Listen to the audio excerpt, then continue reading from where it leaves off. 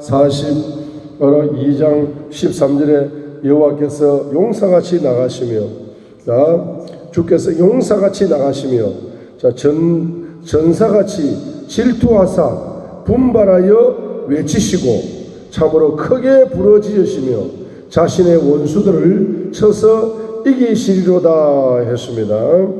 주님께서 용사같이 전사같이 앞서 전쟁하시면서 그분이 분발하여 외치시면서 크게 부르짖으시니까 그 만군의 주님의 부르짖는 소리에 원수들이 박살나버려서 전쟁에서 뭡니까? 승리하는 역사가 일어났습니다. 그러면 만군의 여호와로 일어나시게 하라. 만군의 여호와로 전쟁에 앞서 나가시게 하라. 만군의 여호와로 그분 자신이 직접 대적을 향해서 외치시게 하라. 그러면 뭡니까? 승리의 역사가 일어나게 됩니다. 자, 그런 역사가 일어나게 되는 것은 바로 10절부터 12절까지를 드리기 때문에 일어나는 겁니다. 10절과 12절의 핵심이 뭡니까? 주님을 기름 부음으로 찬양한다는 거죠. 10절 항해하는 자들과 바다 가운데 만물과 섬들과 거기에 있는 사람들아 여호와께 새 노래로 노래하며 땅끝에서부터 찬송하라. 강야와 거기에 있는 성읍들과 게달 사람이 사는 마을들은 소리를 높이라. 셀라의 주민들은 노래하며 산꼭대기에서 즐거이 부르라. 여호와께 영광을 돌리며 섬들 중에서 그의 찬송을 전할지로다. 여호와께서 용사같이 나가신다 라고 했습니다. 자, 그러니까 다른 말로 말하면 무슨 이야기입니까? 이 사람들이 뭐하는 겁니까? 주님을 뭐하는 겁니까? 찬양한다는 겁니다. 그래서 이사야 42장 10절을 다시 보겠습니다. 자, 새 노래로 10절 새 노래로 주님을 찬양하고 11절의 번역이 말입니다. 번역 11절 보세요. 11절에 뭐라고 했습니까? 바로 강야와 거기에 있는 성읍들을 했죠. 우리 한글 개역 성경에서는 성읍이라고 번역했는데 영어 성경에서는 시티라고 번역했습니다. 도시라고 번역했습니다. 그래서 이제 처음에는 어디에서 찬양을 부릅니까? 10절에 처음에는 섬에서 새 노래를 불러요. 작은 공동체에서 새 노래를 부릅니다. 그 부흥이 돼가지고 11절 도시까지 찬양이 전파되는 겁니다. 11절 그죠? 그래서 강야와 거기에 도시들과 게달 사람이 거주하는 마을들은 목소리를 높일지어다. 바위 위에 사는 거주민들도 노래하며 산들의 꼭대기에서 크게 외칠지어다. 그들은 주께 영광을 돌리며 섬들 가운데서 그분의 찬양을 밝히 드러낼지어다 했습니다. 요 12절이죠. 12절 10절과 12절이 바로 부흥 찬양입니다. 부흥 찬양, 부흥을 불러오는 찬양입니다.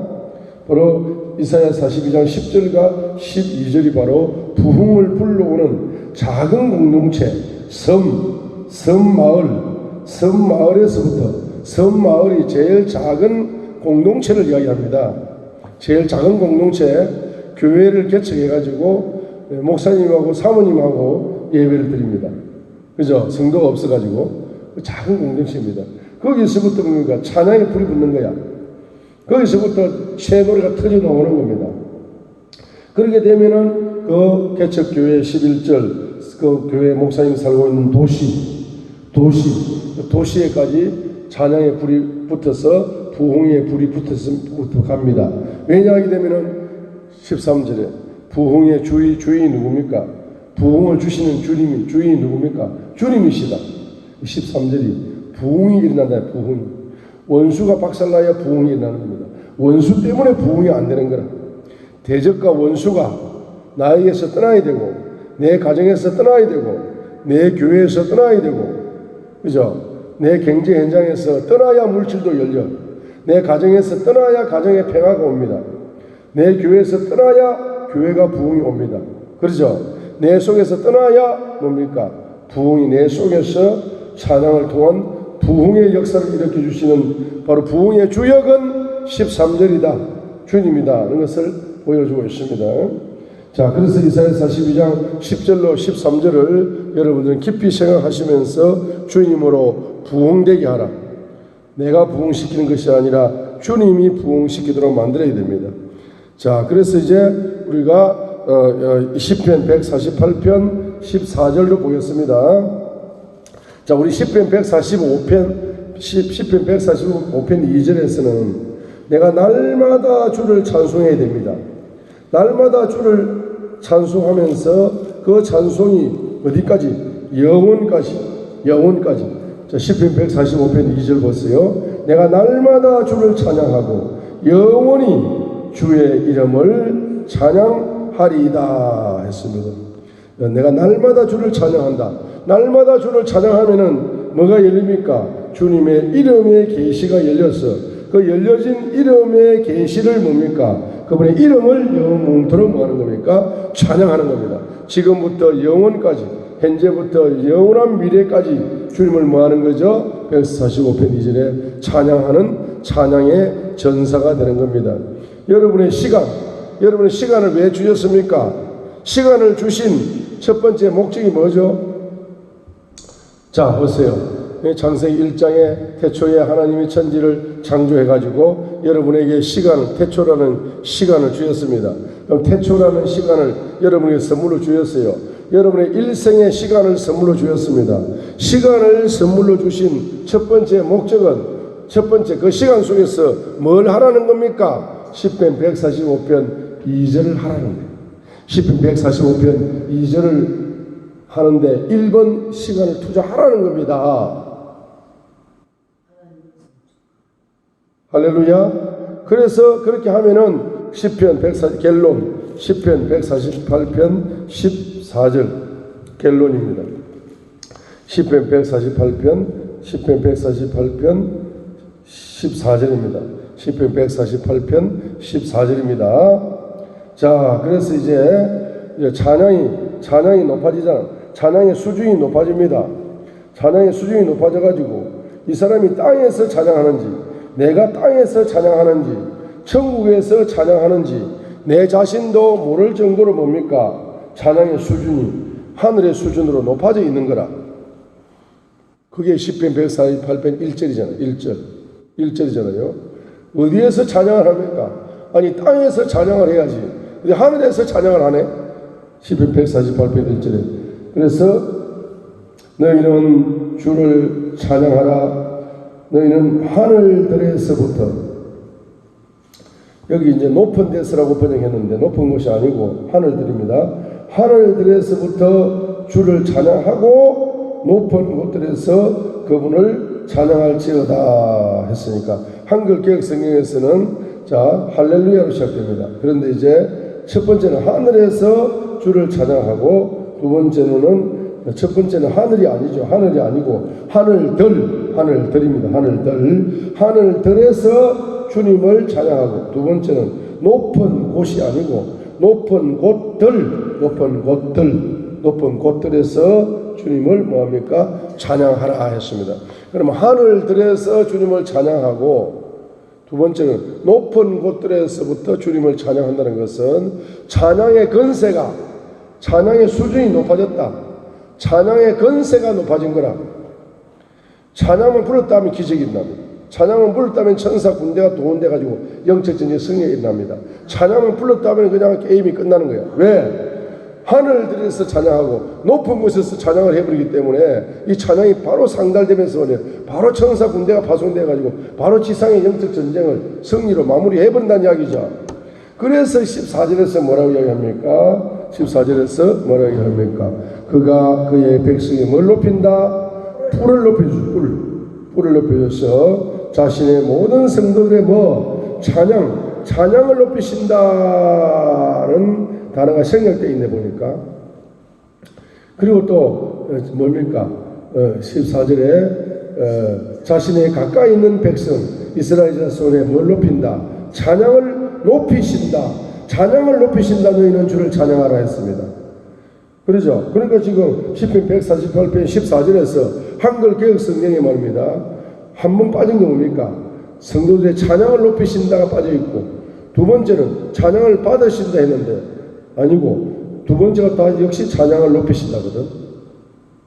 찬양을 높여준다. 주님이 높여준다 뜻이거든요. 그럼 백성의 뿔을 높인다. 백성의 뿔을 높인다. 자, 뿔을 높인다는 것은 두 번 강조한 표현법입니다. 우리 영어 성경을 봐야 됩니다. 킹 제임스 영어 성경을. 그럼 시편 148편 14절에서 찬양을 두 번 높인다. 두 번 높인다라고 기록했습니다. 그 찬양을 높이신다. 이 말은 다른 말로 말하면은 자신의 백성의 뿔을 높이신다. 뿔을 높이신다 하니까 이게 뭡니까? 뿔. 두 가지 의미가 있습니다. 첫 번째는 뭡니까? 찬양의 건세를 높이신다. 이게 찬양의 건세가 시편 148편 14절에 나오는 겁니다. 처음에는 그냥 여러분이 그냥 찬양을 따라 부르고 찬양을 불러요. 그러다 이제 두 번째는 새 노래를 부릅니다. 자꾸 부르다 보면은 주님이 예언적인 노래를 불러요. 그러다 보면 주님께서 뭘 높여주셔? 찬양의 건세를 점진적으로 높여줍니다. 그러니까 보세요. 처음에는 그냥 찬양을 드리는 거야. 두 번째, 새 노래, 예언적인 노래는 기름 부음의 찬양이거든. 기름 부음의 찬양을 드린다 말입니다. 그렇기 때문에 점진적으로 뭡니까? 기름 부음의 찬양을 통해서 점진적으로 뭐가 높아진다? 찬양의 건세가 높아진다. 찬양의 건세가 높아진다.